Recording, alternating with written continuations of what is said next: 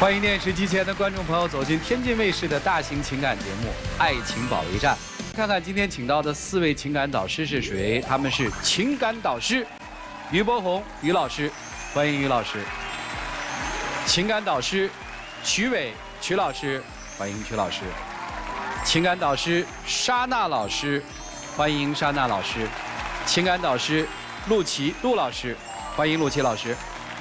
来，接下来看看他们如何帮助今天的嘉宾朋友们了解一下这对的基本情况。我们现在认识了有10年了，走到今天有许多不容易。如今我们现在已经成了自己的家庭，本以为现在日子过得越来越好了，可是他把房子和家里的积蓄全都挥霍掉了。脾气也越来越差了，尽管我想和他继续走下去，可是我根本看不到未来。我的初衷也是为了这个家，我想让他和孩子过上更好的生活，但世事难料，生意失败也不是我愿意看到的结果。现在我踏实工作，努力赚钱养家，还要还债，他却不停地抱怨，我实在不知道自己还要怎么做才行。倒不如他一个人带着孩子生活，就没有这么多负担了。有请这对夫妻，有请。高先生，26岁，来自天津职员，有请高先生，有请。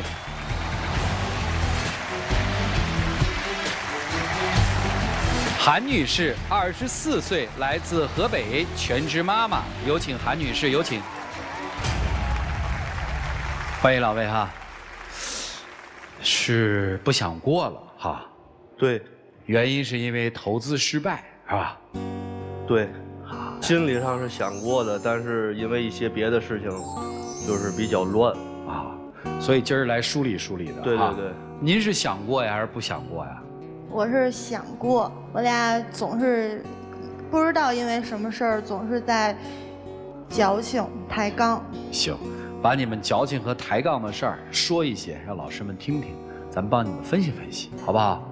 我们和父母住一块儿之后，然后有一些矛盾。后来是因为我生完孩子，然后我婆婆给我照顾我什么的，但是我那阵儿请了月嫂，快出月子了，我婆婆和我对象矫情起来了，2个人在屋里不知道吵什么，我没有下床，在屋里待着，她在我婆婆那屋吵架。后来他们俩好像和好了，然后来我屋里找我，我婆婆就问我下奶的事儿，就说要不然我给你炖条鱼吧，我就说我从来不吃鱼，您就别给我炖了。然后他就说那你这奶水也不行，太稀了什么的。后来我也是生完孩子，情绪不太好，我就说你怎么知道我就奶稀呢？我就喝急了。后来他就说我事儿，我俩就吵起来了。我对象也没有向着我。那时候我就觉得，月嫂也在，您其实不用管那么多的。再加上他们俩本来吵完架心情就不好，然后还过来招惹我，导致我也心情不好，我们俩矫情起来了。本来是不需要住一起的。那为什么要住一起呢？是因为我对象之前把那房子给卖了，导致就住一块儿了。为什么卖房子？因为那个时候就是结完婚，然后我俩的开销也比较大，然后呢准备创业嘛，本身住的那套卖掉了，然后亏损，剩下这么10几万吧还，打算最后再试一下，干了一个快餐店，但是快餐店也是亏损的，10几万的积蓄没有了之后，然后又倒欠了10几万，然后正好那个时候她检查出来怀孕了。然后就和父母商量了一下，准备就给他们的房子卖了，去填我的窟窿。父母也同意了啊，房子卖了，窟窿填上了，然后就跟我们住一起了。暂时我们一家子现在是租房子住。啊，是因为创业失败，所以才住在一起的。对对对。那根结等于说，从创业开始产生的这个冲突，你支持他创业吗？当初干快餐店我是支持的。所以说，在创业这个层面上是没有意见的。是吧？创业卖房有意见吗？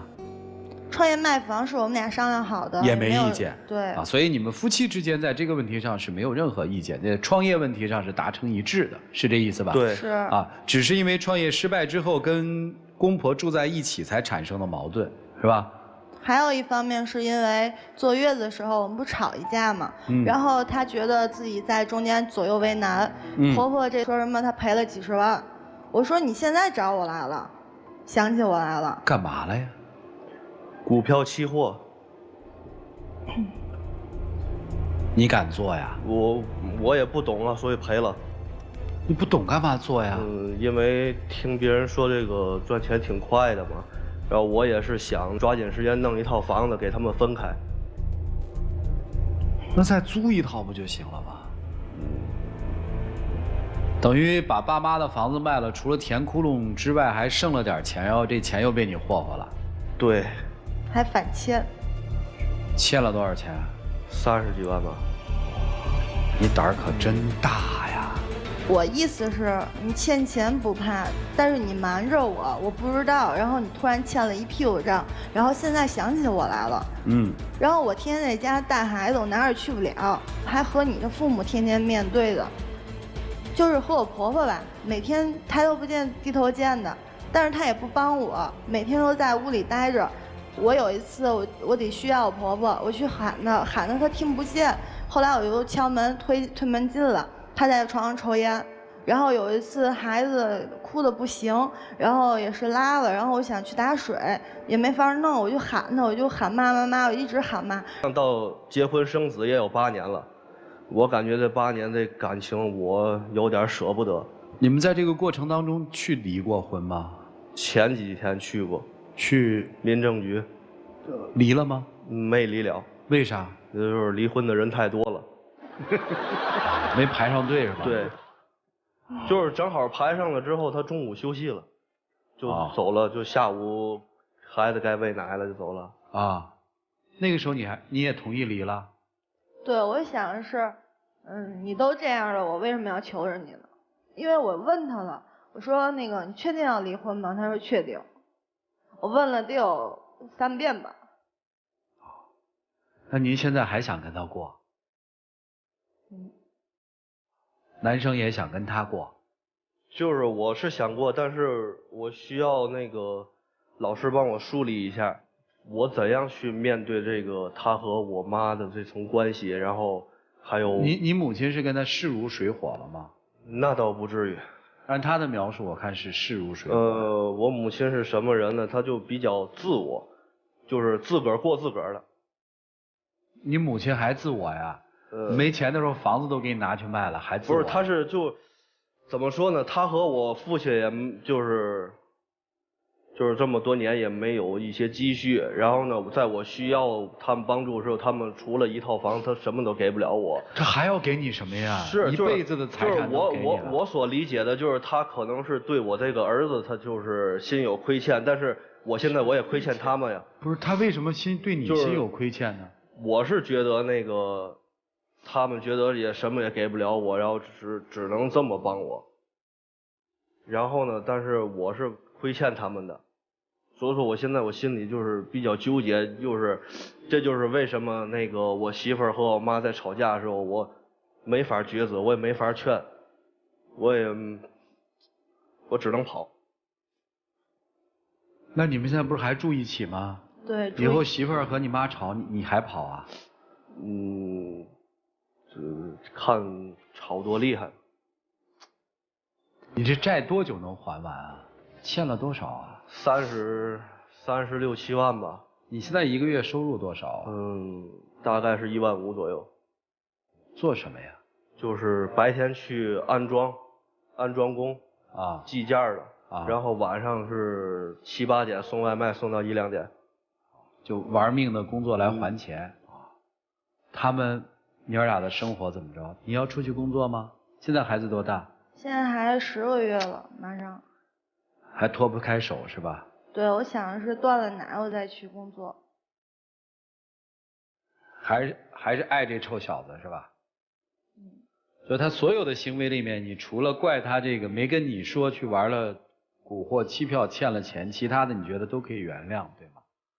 都能接受，换而言之是。只是他现在脾气太大了。就像有一次我们不是和朋友一块吃饭吗？然后吃饭的时候我们就聊点家常，他和他朋友聊，我和我朋友聊，女生在一块儿就先聊，我就聊我婆婆。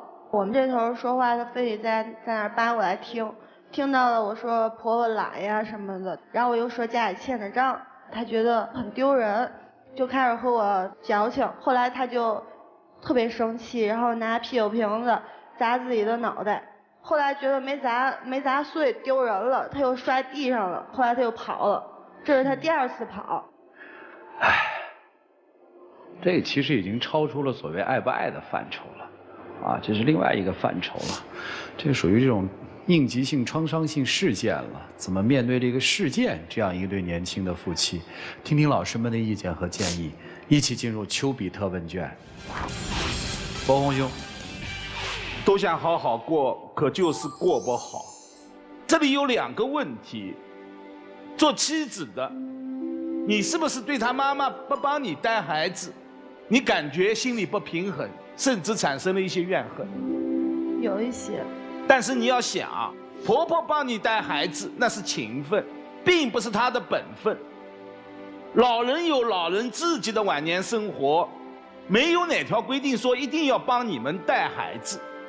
当然，生活当中有很多都是在帮自己的子女带孩子，但是我们先要搞明白，我们不能把这样的一种带孩子当成一种本分，甚至道德绑架自己的婆婆。所以这个关键问题上，就是看你做媳妇的这一种艺术了，你如何去经营婆媳关系了。经营得好，老人的心是很软的。做丈夫的你有一个非常大的问题，就学会逃避。你离婚也是逃避啊，你不要认为是愧疚对他的爱，你是想逃避这样的一种你认为不想去面对的家庭婚姻状态，你才选择离婚的。我们做男人面对着家庭当中产生的这一些矛盾，我们要正视啊，我们真的不能逃避。你逃了以后的后果，矛盾会更加的激化，甚至会更加的恶化。所以现在你们需要的是各自摆准自己的位置，全家人同舟共济。我们用一种脚踏实地的方式去面对债务，还清债务，然后我们把小日子过好，好吗？谢谢博宏兄。来，曲总。如果说女生对于这件事儿是无奈的话，男生就是无能了。是这个坎儿对于你现在能力来说是大是小的问题。有的人他可能，我们说的不好听一点，比较惨，就在我能力范围不及之内的碰到这个坎儿特别大，那这个时候就是需要阿 Q 精神的。泰戈尔说那句话说得特别好，说你今天受的苦、忍的痛、担的责、扛的罪，到最后都会变成照亮你未来的那一道光。不容易，24岁的女孩，在你1次2次跟她发脾气，在朋友面前跟她甩脸子，离家出走躲避责任的时候，她依然还愿意跟着你不离不弃。你卖掉房子，卖掉爸妈的房子，最后欠一屁股债，他不知道他跟他的孩子吃什么的时候，他依然愿意不离不弃跟着你，你就应该感谢他。坎儿是一定会迈过去的，钱是一定能还完的，只要你努力，结果是一定会到达那个彼岸的。那过程是开心是哭是笑，你们自己选择。最后跟女生说，婆媳关系大部分都是处不好的。我也在坐月子期间跟我婆婆唯一一次正面冲突，之前我们婆媳关系非常好，然后我意识到是我的问题之后，我马上去找婆婆谈，我就主动认错，我错了，我就是错了，低下头没什么。婆婆说的话你不愿意听，或者婆婆让你做事你不愿意做，先说好。好嘞妈，你回头那鱼汤喝不喝有，他知道他逼着看着你要咽下去吗？所以你既然想要不离婚，想要继续过下去，你也要往回拽他，那怎么办？不是说他现在想办法说让你们分开住，因为现在经济能力达不到，分不开，那必须要在一起住的时候怎么办？咱想点圆滑的办法，眼不见心不烦，不帮你带就不带呀，你不也习惯了吗？你抱怨什么呀？对不对？所以很简单，两个人心怀感恩，都不容易，也都非常努力，就继续这样走，相信坎儿能过得去，就一定有。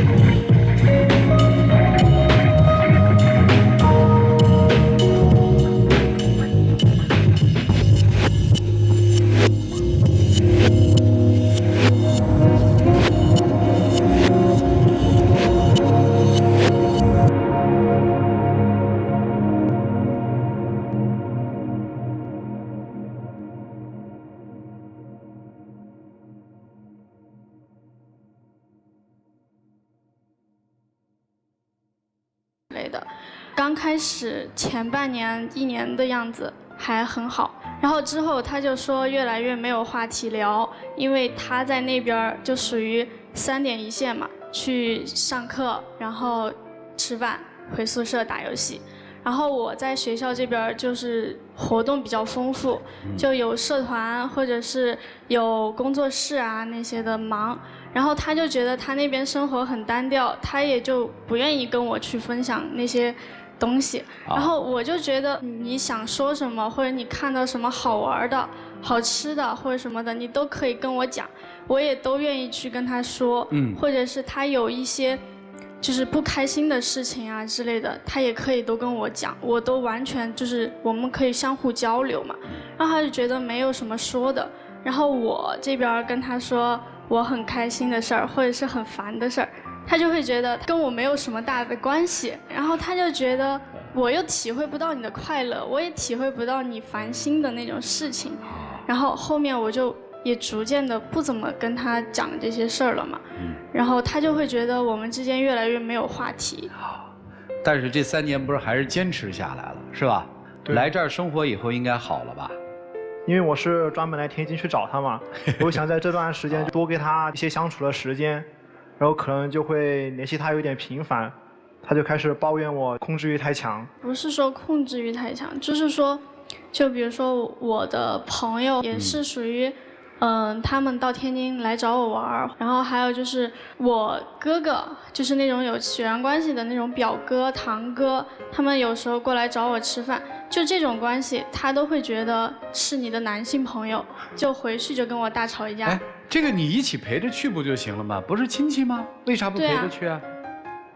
就是他比较好的朋友、亲戚那些，我是会陪他一起去的。啊，我就是不满意的，就是他经常有很多，就是比如说今天吃个饭，然后之后就1、2年不见的朋友，然后我就觉得见这种朋友没有必要，然但是他却有很多这样的朋友。女生交友广泛，你等于来了天津之后，觉得跟她的距离还是远，是吗？虽然人在一起，但是距离很远，是吗？对。其实就是他是那种就比较宅的那种人，他也没有圈子，然后包括他在原来的那边，他也不怎么跟女生交流啊之类的。这不挺好吗？然后他的圈子，说实话，我数来数去也就那么2、3个人，他就会觉得我一旦跟男生交流过多，就是我的不对。然后他就会说，我都做到了，不跟女生交流，不跟女生怎么，但是为什么你就不能做到呢？你是觉得他要求过分了，是吧？对，因为包括我跟就是表哥呀，或者是表弟啊出去，他都会觉得就是男生就不行。就是作为男朋友来说，我确实对于他的一些就是跟男生的交往，确实是会有一点不高兴的。跟亲戚的这种交往，你也不高兴吗？亲戚的话不会。你看人家不会嘛。但是每次我跟他说啊，我今天表哥过来，我跟他一起吃个饭，然后他就会在旁边说，哎呀，我怎么没有这种妹妹可以请我吃饭呢？就是这种特别阴阳怪气的语气，就基本上每一次出去都是这个样子。好，你刚才说了他的圈子很小哈，你圈子是不是特别大？应该算是比较大。你都有一些什么爱好啊？平时会就是弹吉他呀，然后摄影呀这一类的。他都不喜欢。对。那你们俩怎么在一起的呢？因为我们之前也算是同学，然后也是属于就是在一个朋友就是圈认识的那种。还有什么不合吗？还有就是他不愿意去听我说就是我这边发生的事情。在家里他也是属于他看手机，然后我比如说想跟他分享一点我跟朋友出去玩然后怎么的事情的时候，他就会觉得啊，你天天都在跟朋友出去玩，每天都是这种事儿，那你说来说去反正都是玩，那你跟我说也没用，你去玩你的就行了。那你是天天都出去玩吗？也没有天天都出去玩。通常出去会干嘛呢？通常出去就跟朋友逛街，然后比如说去喝喝下午茶，去看个电影之类的。这是归根起底还叫我对你的社交方式不是特别满意。还有其他不合的地方吗？他爱玩电脑游戏嘛，然后我也玩手机游戏，他就觉得是我经常会跟我朋友一起玩，一玩就是一晚上，但是就不愿意陪他一起玩游戏。我以前是愿意去陪他玩的，就比如说他玩英雄联盟之类的游戏，然后我也去学打这个游戏，但是你知道刚开始打的时候就打得很不好，我就会被队友骂嘛。然后我就想老实一点。这不还是挺老实吗？对呀，但是生活在一起之后就太闷了。就比如说我跟他一起出去玩旅游，大家可以享受旅游的乐趣，就有什么想玩的呀那些的，就赶紧去玩或者怎么的。然后他就会嫌远，然后或者是说今天太晚了回不去酒店了这一类的，就完全就是省钱，然后要么就是省时间。主要是考虑到就是比如说一些时间的安排，然后我害怕回不了酒店，所以我就会放弃一些就是时间去玩，因为我自己是个比较保守一点的人。但是我都跟你说了，我说我可以安排，就是晚上晚了，然后怎么回酒店，路线那些的我都可以规划。然后他还是觉得太远了，他就不想去，他想回酒店休息。行，这女生吐了半天槽，我估计让你继续吐槽，你还能吐得出来。你有什么觉得女生不好的、不合适的，小伙子？我觉得比如像他跟我说的，我朋友少啊，然后话不多呀，我觉得这些都是我的性格问题啊。但是说我要求他的，他能不能多陪我一点，少陪一些他的朋友？我觉得他作为女朋友是完全可以做到的。可能我性格要我就是很快的改过来会很困难，但是他多抽一点时间来陪我，我觉得应该是可以的。你现在要求就是多有点时间给我是吧？对，其他没要求了。其他没有要求了。我的天哪，这孩子挺有意思。我问问啊，你们俩花钱什么的能花在一起吗？花钱的话，就是我可能花的比较多一点，然后他特别省。他省分两种，一种是省自己让别人花，还有一种省就是自己也省，也让对方省。他属于哪一种？自己省，对方也省的那种。比如说今天就是跟朋友一起去吃贵了那种西餐嘛，就比较贵，可能2个人吃下来就600多700块钱的样子，然后他就会说我，你花那么多钱去吃那个东西，又没有尝出什么味道，那你花这个钱去干嘛？还不如去吃点便宜然后又好吃的。就是刚开始的时候是有共同爱好的，但是可能异地3年吧，我感觉就是我的圈子逐渐都不一样了，然后他还停留在那个圈子里。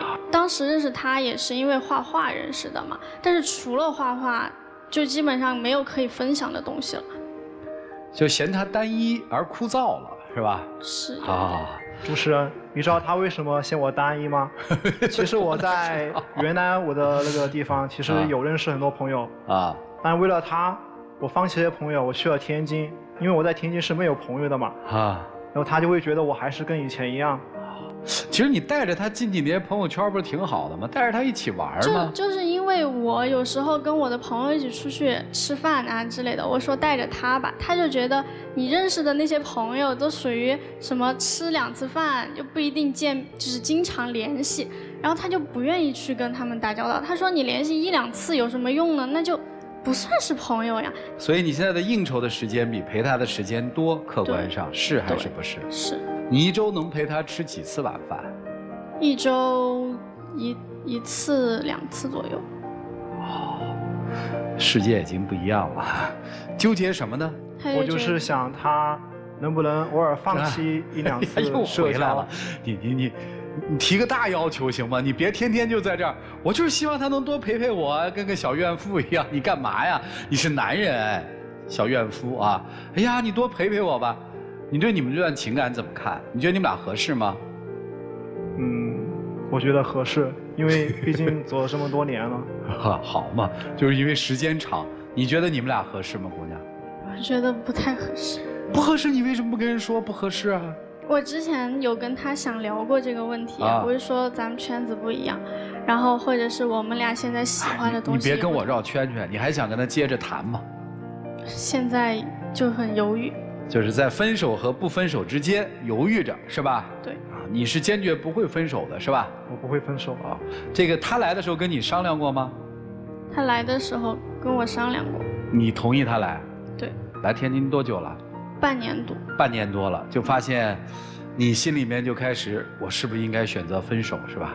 对，因为觉得。好，那你给我一个跟他分手的理由。因为现在我们俩之间。又没有什么话题可以说，每天就是各干各的。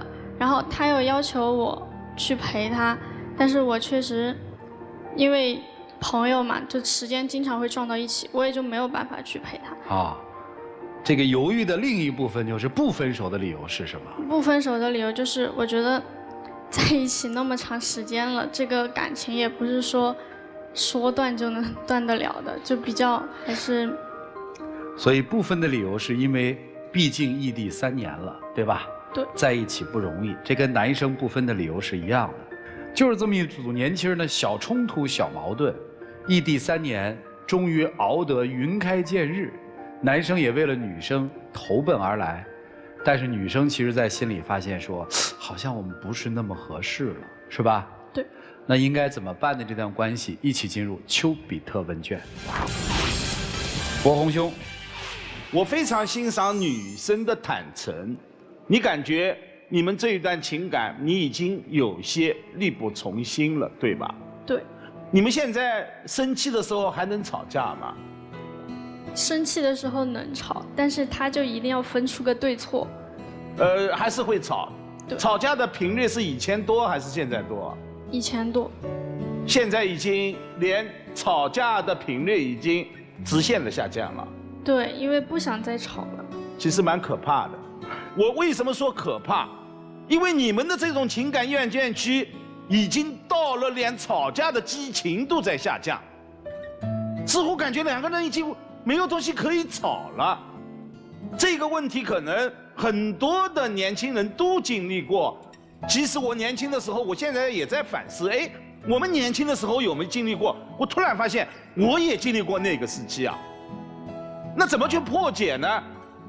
我们去制造一点新鲜感，我们去保持一点好奇心，甚至双方有意识的，我们适度的保持一定的距离，给对方一些空间，做一些尝试，再努力一把。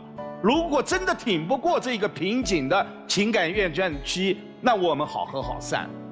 但是如果挺过去了，有很多烟消云散，真的拨开乌云，他最后进入了这一个相守期。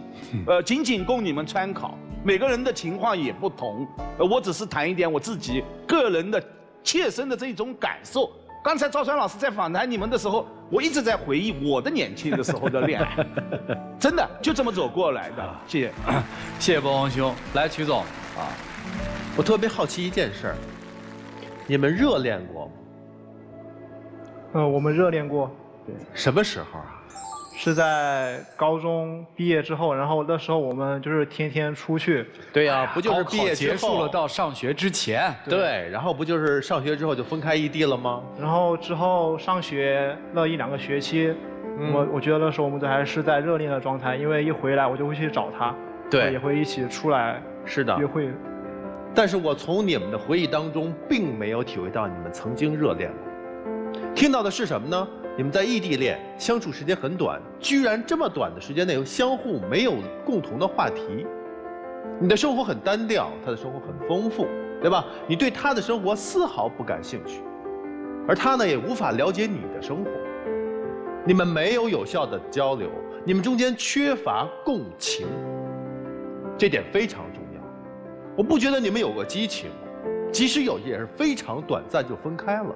因此你们没有真正的谈到一起。谈恋爱嘛，你们了解了什么？大学那几年生活你们了解了什么？不了解。你到了天津为了爱情，显然之前的异地恋没有发现的矛盾，在相处当中就发现了。你们根本不是一路人。性格互补的人是可以在一起生活的很美好的，但是你们缺乏共情的这一点，这是情侣当中最重要的。所以啊，你们压根儿就没有热恋过。如果一段爱情没有这种激情，没有热恋这种开始，怎么可能有未来呢？所以答案非常简单了，尽早的分开，及时的止损，对双方都是有好处的，好不好？就这样，谢谢曲总。沙娜老师，很简单嘛，男生没有女生丰富多彩的生活重要。那么丰富多彩的生活，那么多新鲜感，每天眼花缭乱，见各种各样不同的朋友，给你带来的刺激和新鲜感，它没办法满足你。这是其一。其二呢，异地恋的模式没有转变过来。你们现在跟异地恋有什么区别呢？没有区别，我觉得。对啊，没有区别嘛。就是反而这个人出现在天津，你会觉得哎，还挺多余的。一，干扰我交友；二，不让我买这买那，天天还得在我眼前晃，我还得找时间陪他吃饭，太烦了。其三就是，我觉得他不是你生活的重心，但你是他生活的重心，错位就错位在这儿。所以，他会给你很多的压迫感，让你紧张，让你有压力，让你喘不过来气儿。那是因为你的生活太丰富多彩了，他的生活当中只有你。所以很简单，如果不爱了的话，或者说你觉得你需要的是那些新鲜感重要于他的话，那就真的离开吧。要分手的话，别纠缠。谢谢。谢谢沙娜老师。来，陆琪老师，你从哪儿来的天津啊？从四川。四川。有真情60秒。我现在已经意识到，我可能不是一个这么完美的人，但是我想要去改变。如果你心里面就是对我还有一点，还给我一点机会的话，我想跟你就是重新开始，真正去融入你的圈子，去尝试着接触你喜欢的爱好，跟你有更多的话题。其实我不是说你一定要去融入我的圈子，我是希望你也有自己的生活，然后也有自己的圈子，不是说所有的事儿都是为了我而做的，因为这样的话，我也会有很大的压力在上面。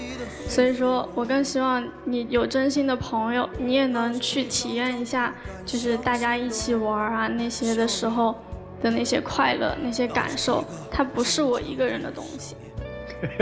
嗨呀，还不给人直接说，行吧，啊，年轻人嘛，挺好的。谢谢两位的分享，请回，请回，谢谢你们，请回啊。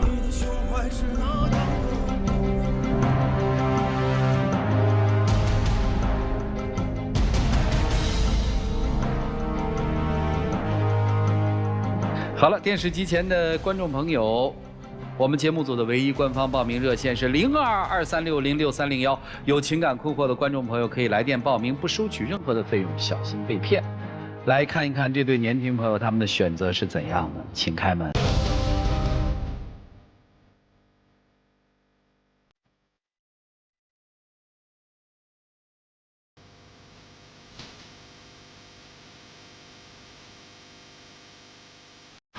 老师进入到京云中央厨房，让我们一起进入爱情保鲜剂。